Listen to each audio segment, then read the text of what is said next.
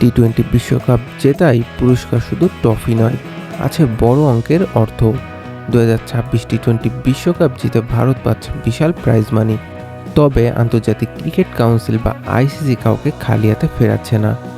এই বিশ্বকাপে মোট প্রাইজ মানি ছিল 1,35,00,000 মার্কিন dollar.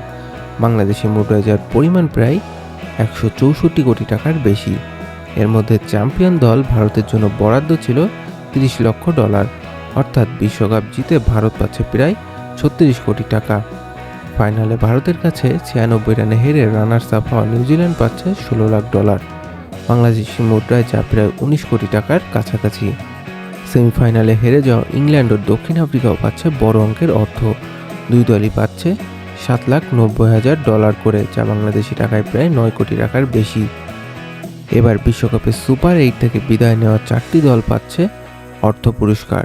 Zimbabwe, Sri Lanka, West Indies ও পাকিস্তান পাচ্ছে 3,80,000 ডলার করে, যা বাংলাদেশি মুদ্রায় 4.5 কোটি টাকার বেশি।